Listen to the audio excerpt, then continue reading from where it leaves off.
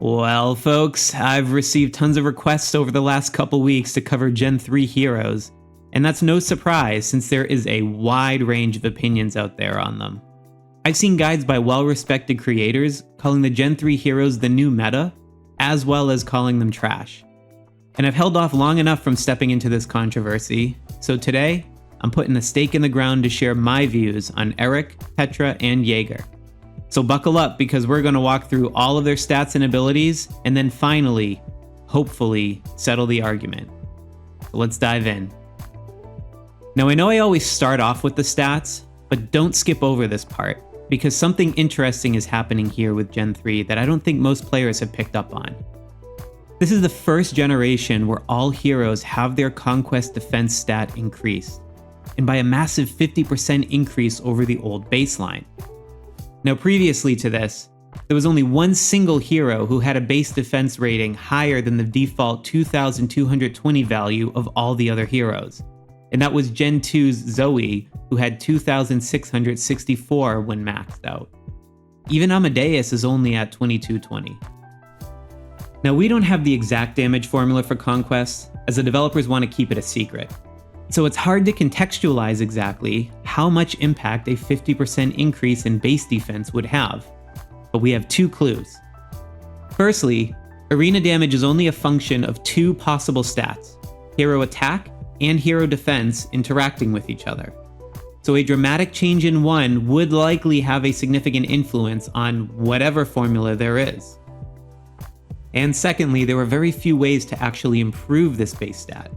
The game has historically kept all hero class types with the same defense level, again, Zoe being the notable exception, and has instead chosen to use damage reduction skills and higher base health as a way to give tanks uptime.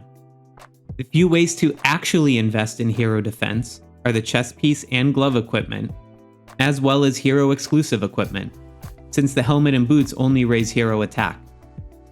And this clue also helps us contextualize how big of a deal this 1110 increase is in hero defense.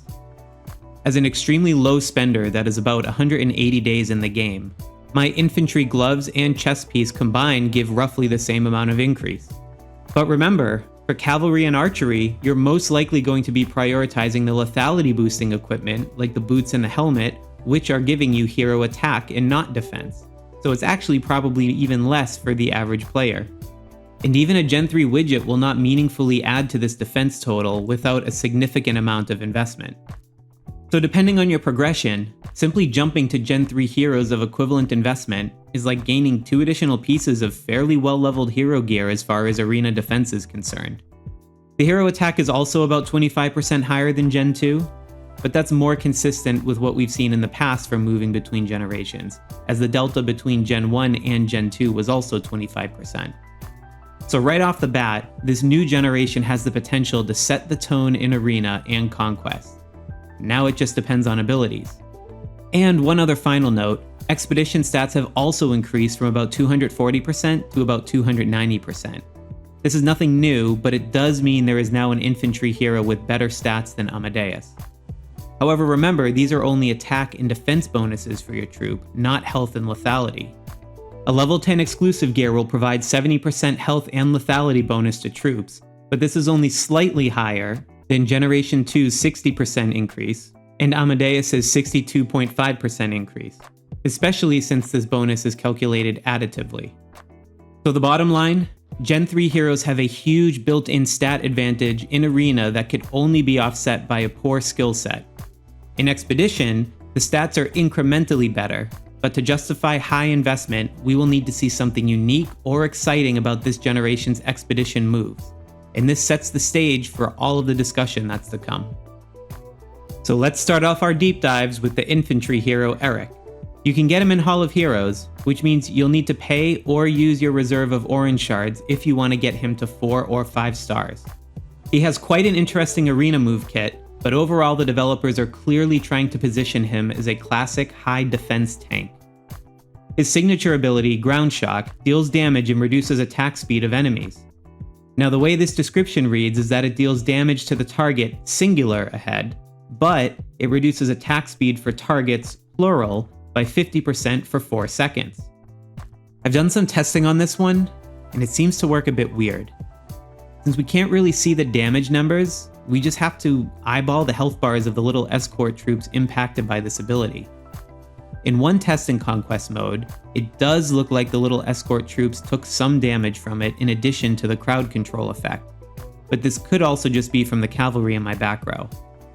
I also tested it out against the generic arena enemy after the weekly reset, and here, it does indeed look like the ability only dealt damage to Chenko. But at the same time, the cavalry escort behind her also wasn't impacted by the attack slowdown. As you can see, there's no distress animation over their heads like there was in the previous clip. So I reached out to Kingshot support, and after a surprising amount of back and forth, they said the intent indeed is for Eric's skill to both do damage and apply the attack speed reduction to all targets despite the skill description. So that's the official answer, but just recognize that the hitbox of the target area might be slightly misaligned versus the animation itself. And one other minor note on this ability, like all abilities that activate 5 seconds after battle start when on auto, it can be interrupted by Helga's knockback stun, so be mindful of this. Eric's second move is Veterancy, which has a 16% chance of increasing defense by 20% for 2 seconds, and it can stack up to 5 times. That may not sound like much, especially since we just talked about the first move reducing enemy attack speed. But remember, this can be triggered by all attacks, including the little escort characters, and by the time you get to Gen 3 heroes, it's likely that each hero will have 10 escorts. So if he's in the front line at game start and getting a lot of heat, it can mean doubling his already high base defense stat. And if he can get consistent heals behind him, he can help hold the front line even if the other frontline hero has fallen. It also means he's more susceptible to high damage single target attacks than opponents that rely on a lot of area effect attacks for smaller amounts of damage. And the third ability is Hammer of Justice. The damage total here doesn't actually matter anywhere near as much as that 30% chance of an AoE 1 second stun. Again, his role is to be a wall, not deal damage. This makes his combat ability from his exclusive gear all the more confusing. Blessed Hammer at max investment gives him a 30% increase. This is a little bit underwhelming since he just doesn't have the base attack stats to capitalize on it. Even the Generation 1 Saul has a higher base attack, for example. And the abilities that we just looked at really don't have that high of a built-in damage multiple anyway. So unfortunately, this one feels like a bit of a mismatch with the rest of his combat design. All of that said, even though this move is sort of a waste, his other skills on top of an already high defense and health will make him a best-in-slot tank for Conquest and Arena in Generation 3. And on the Expedition side, we have a new type of priority expedition skill for rally joining. This is a stat debuff for the enemy, in this case, up to 20% attack. So if you stacked 4 of these as rally joiners, then you would get an 80% special debuff applied to the enemy, which, if you saw my guide to rallies linked below in the description, would be applied additively and multiplicatively. Again, with the developers choosing to keep the damage formula a secret, it's hard to understand how big of an impact this would have on surviving enemy damage dealt versus straight damage reduction skills, like Howard's Defender's Edge, or health increases like Gordon's Super Nutrients. It's nearly impossible to A/B test, but I suspect this could be a good option for sending to defensive garrisons as a rally joiner, particularly if you are unsure if you will be the lead or joiner due to the quirk in how defensive rallies are formed. Conviction reduces damage taken. This one is identical to Howard's priority expedition skill, just in the second skill slot instead, and Exhortation also adds 25% health to all troops, just like Gordon's priority expedition skill, only in the third slot instead. And finally, if we go back to his exclusive equipment, it provides a 15% increase to everyone's defense. In fact, this is the first mythic infantry hero we have seen so far with all 4 abilities going toward defensive damage reduction or survivability. Amadeus's abilities are all offensive oriented, while Helga and Zoe have a mix of defense and offensive abilities between their skills and widgets. So overall, we do see an expedition role carved out for Eric as a best-in-class defensive rally leader, and potentially for defensive rally joining as well, with some uncertainty attributed to that second claim. The question is, will this be enough to justify investment in him? And for that, we need to look at other heroes first. Next, we're going to discuss the cavalry hero, Petra. Petra is the hero who's on the roulette wheel for Generation 3, meaning she will be the most easy to acquire for free-to-play players in terms of shards. However, I'm not quite sure if a free-to-play player can unlock her full potential. I'll show you what I mean shortly.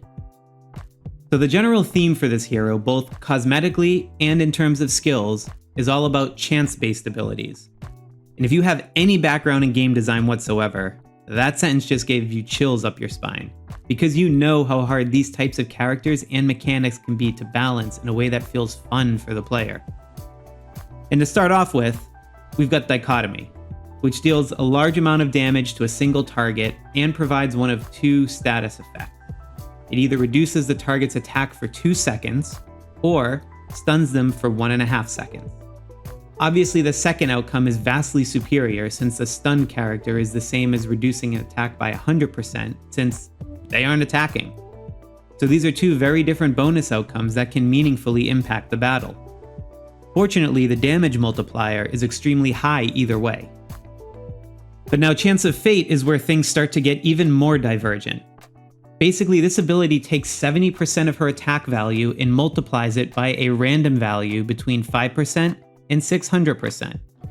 So this could either be the most devastating move in the game, or deal basically no damage at all, or anything in between. You can imagine how a move like this would be great for clearing conquest levels where you have infinite retries, and yet oh so frustrating in Arena where you have limited tries. And it doesn't even stop there. Turn Card has similar mechanic, only this time with a heal. It takes 140% of her attack value and picks a random multiplier between 5% and 400% to determine the total heal value. And given her base attack value of 3330, this means you could get an additional 18,000 heal before even accounting for attack boosts from equipment. For context, this is over a third of Eric's base health when he's maxed out, and he has the highest in the game. Or, it could do nothing if you get that 5% roll. Fortunately, there is one antidote to the finickiness of these chance-based abilities, and that comes from Petra's widget. In addition to the hero attack, which improves the base skills, we get the weighted deck skill. This adds up to 150% to both the min and max range of the multiplier for Chance of Fate and Turn Card. So 5% to 600% becomes 155% to 750%, and similarly, 5% to 400% becomes 155% to 550%. While the same variability range of potential outcomes persists, it does set a much higher floor on the minimum values so that the ability is never wasted by a bad roll. But this does create a bit of a dilemma for her in Arena, since with max investment, she can be an insane damage dealer and healer. And while she is the free-to-play hero of the season, asking a free-to-play player to assemble all the widgets needed to max her exclusive equipment is a tall order. So this is definitely something we need to keep in mind for our later prioritization discussion. On the expedition side, we of course have some more probability-based skills. This means her Evil Eye priority expedition skill will not stack in rallies if multiple people send her. Either way, she has a 50% chance of increasing damage taken by 50% for a round of combat, which basically averages out to enemies taking 25% more damage. This is almost identical to Jabel's hero domain skill, except Petra is about damage taken, and Jabel impacts damage dealt. Hilda's Elixir of Strength is also comparable, with a 25% chance of dealing 100% extra damage, written here as 200% total in her skill. Again, the damage formula is kept secret, but it would be logical to assume that increasing damage dealt before applying enemy defenses would be equal to, or superior, to increasing damage received after those defenses are applied. Again, depending on how the damage formula actually works.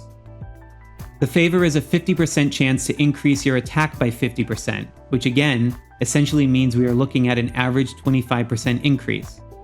If you're trying to maximize damage in an offensive rally, this is superior to Hilda's Noble Path, which adds lesser attack and some defense. But I would argue inferior to Jabel's Youthful Rage, which provides 25% increase to lethality. And finally, the shield provides a 40% chance of reducing damage taken by 50% for all squads. This is identical to Jabel's Rally Flag and Hilda's Trial by Fire, so this one is a push. However, unlike both Jabel and Hilda, Petra's exclusive equipment ability works on offense. Cosmic Eye provides an additional 15% attack. I wish it were lethality since she doesn't gain lethality in any of her other abilities. However, this does mean she is the first cavalry hero who has a widget that works on offense. And even though that 15% might not sound like much, you can see that it's a special bonus in the battle report, which means it has a multiplicative component. So this is actually a big deal. So overall thoughts on her from an expedition standpoint? I believe the net result is that she's an incremental improvement at best over the previous two cavalry heroes on the basis of her moveset. But she's certainly an improvement in terms of base stats. I have tested many mock battles with Petra and Jabel, and Petra usually comes out ever so slightly ahead once you get her over 4 stars. All those chance-based abilities mean you will have higher highs and lower lows with Petra than Jabel, but that might be a good thing when trying to dislodge stronger enemies from a garrison, since you can always try again. When you scale it up to rallies, however, then her attack widget ability kicks in, which doesn't work on solo marches, by the way, and you get a bigger differentiation between the two heroes on offense. And finally, we have Jaeger. He starts off strong in Conquest with an area of effect ability that has a stun, and while the attack multiple does seem a little low, remember that he has the highest base attack stat in the game during Generation 3 by far, and this attack hits multiple enemies at once. So the lower multiple is understandable, and overall this is a great skill. Game of Chance, however, is a bit of a head scratcher. So it either does one of two things. It will deal a relatively high multiple of single target damage to an enemy, or it will heal them for 50% of the attack value. I really don't understand why this is a thing. 300% isn't that high to have such a drawback. Even Quinn's headshot skill that had a 560% damage multiple didn't have this sort of downside. And I even reached out to Kingshot support to make sure I wasn't misunderstanding it, like maybe it heals an ally instead or something. Nope, they confirmed it heals the enemy. So given this, it feels like just a waste of a skill. Even if half the time it did nothing, it wouldn't be all that great. But to heal the enemy is just crazy. Rumor Monger, though, sort of makes up for this. This skill increases enemy damage taken by up to 30% for 3 seconds, which can certainly make a difference in battle outcome. Now, it's important to note that this skill doesn't just mean the enemy that Jaeger is targeting. Here, Kingshot support confirmed that this is referring to the entire enemy field. So this is actually a massive debuff since it impacts all enemies. And if we take a look at his exclusive equipment ability, Sound of Silence is another high damage move, but this one also comes with a silence effect, which means an enemy cannot cast any skills for that duration. This is the first of such crowd control, and it can last up to 5 seconds. But even at level 1, which just takes 5 widgets to unlock, there is already a 3-second silence, which is very achievable. So overall for Arena, he's got one dud of an ability, but the other 3 are so great that it more than makes up for it. So despite the silly drawback of occasionally healing an enemy, he will certainly find his place in your top 5 for Arena during the 3rd generation. And on the Expedition side, his priority Expedition skill is the Tempest. This gives a 20% chance of increasing damage dealt by 40% for 3 turns. Since it lasts for 3 turns and has a 20% chance to trigger, one can say this will roughly be up 3/5 of the time. So 3/5 of 40% is 24%. So think of this as a 24% increase to troop damage dealt.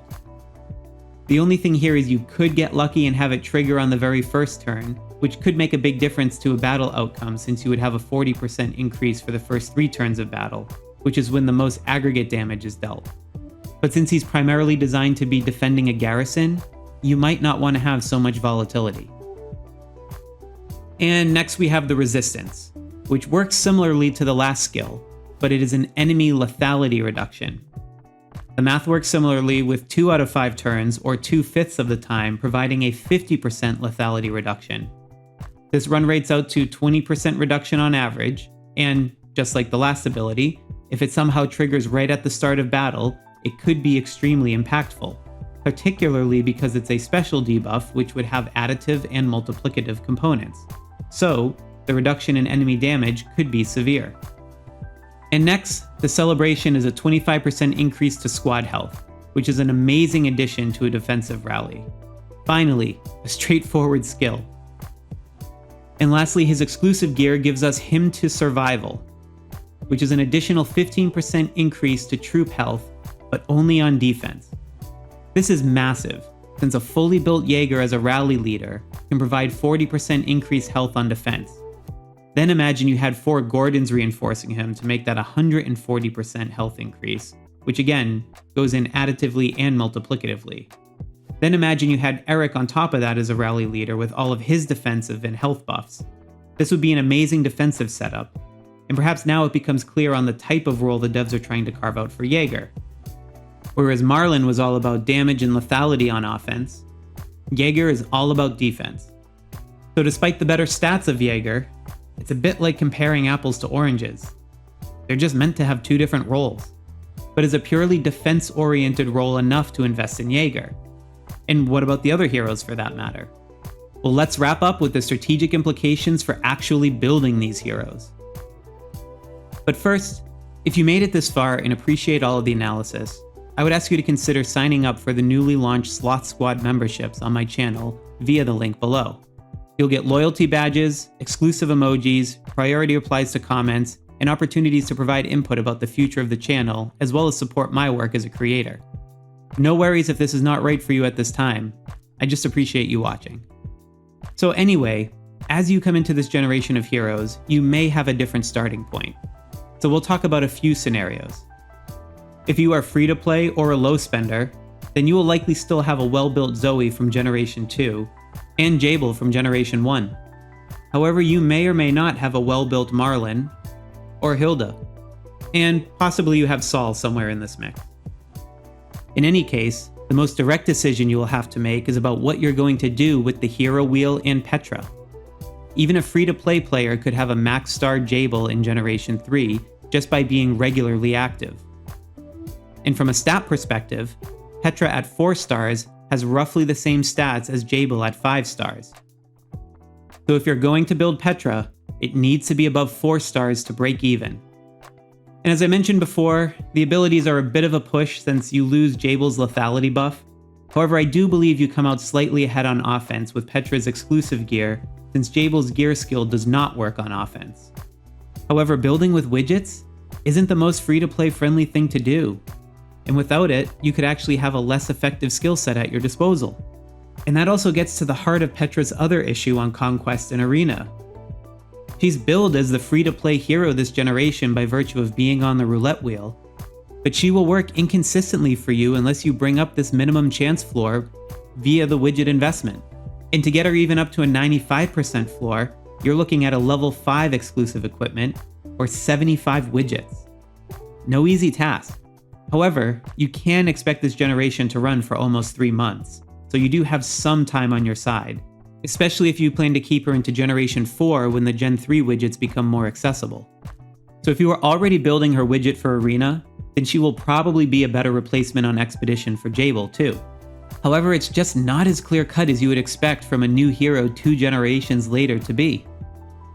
Depending on how much you've invested into Jabel, you may or may not see this as a good thing. But if you don't think you can get Petra above 4 stars with at least a few levels into her exclusive gear, then you are probably putting your resources into a hero that won't get you all that much better results than your maxed out Jabel. Now let's talk a bit about Jaeger and Erik, since they have a similar logic in assessing them. They both are less free-to-play friendly, but for those who are willing to invest in them, they will have a huge advantage in Arena. They are also both objectively good from an Expedition standpoint, but the problem is that both of them sort of fall into this weird place in terms of hero timeline. For Erik, just about every player will have taken the chance to build Zoe given how easily accessible she was in Generation 2 and quite excellent overall. And while Zoe's moves read more offensive in nature, both heroes actually do have defensive move widgets. So if you are a free-to-play player, then there was a really high bar to invest in Eric such that he would have a chance of replacing Zoe. Then, if we fast forward to what we already know about Generation 4, the infantry hero Elcar also has even higher stats than Eric, and also an amazing skill kit and a defensive-oriented widget, but his improves health. So if you put your limited resources into building Eric to be more effective than Zoe, he will still be outclassed when Generation 4 comes around. And Jaeger is in an even tougher spot. For low spenders, as well as free-to-play players who have been saving their orange shards, they likely went for Marlin in Generation 2 in addition to Zoe. And again, he has that lethality-based offensive widget. So Marlin, despite having slightly worse stats, has the upper hand on skill kit for offensive marches and rallies. Then, if we again look forward to Generation 4, we have Rosa, the archer hero who appears on the hero roulette and also has a lethality-based offensive widget. So she will be a must-get for just about everyone, which means Jaeger will get cycled out of your main formation with a free-to-play friendly Rosa. So this begs the question, what actually is the logic for building Generation 3 heroes? Well, I can think of 3 situations. You should build Petra if you want an offensive-oriented cavalry hero, and you are willing to invest in her such that her stats exceed Jabel's and her widget offsets variability in Arena. If you do this, you can use her through Generation 4 where the cavalry hero Margot only provides a defensive widget. This will allow you to focus more on building Rosa and possibly Elcar with your shards if you save them and skip the other heroes in Generation 3. And if you find yourself playing a defensive rally leader role for your alliance in events like Castle Battle and Swordland, then you'll probably want to also invest in Jaeger and Eric. They represent a new standard in being able to defend a garrison, especially Eric as a bit of an anti-whale hero. However, you should think carefully about how many times you actually lead a defensive rally versus an offensive rally. Probably much less often. So if you haven't solidified your investment into offensive-oriented heroes, then maybe you want to divert your resources a bit into that. And finally, if you do care about Conquest and Arena, then all 3 of these heroes will be part of the new best-in-class team. So if you're a significant spender, you might be looking at trying to build all 3, probably prioritizing Eric over Jaeger if you had to choose between them. Formations that work well in this Arena generation include Amadeus and Eric on the front line, with Jaeger, Petra, and Marlin on the back line. You could also do Zoe and Eric on the front line, with Petra, Marlin, and Amadeus or Jaeger on the back line, depending on who you've built more fully. It's also worth noting that while we don't have all the details for Tri-Alliance Clash yet, it does seem like it will reward building a wider roster due to having players leverage multiple teams. So this could be another reason to pick up heroes in this generation if you are a spender. Hopefully more content is added in the future that rewards building out more heroes. I hope this video helps you cut through the noise of the extreme viewpoints about these heroes and understand which ones are right for you to build in your game specifically. If you have questions or even differing opinions, feel free to drop them in the comments below. And if you found this helpful, please like and subscribe and consider joining the Sloth Squad membership. Feel free to check out the rest of the Kingshot Hero Reviews playlist, as well as the rest of my channel for other helpful guides and strategies. Thanks again for watching, and happy gaming out there.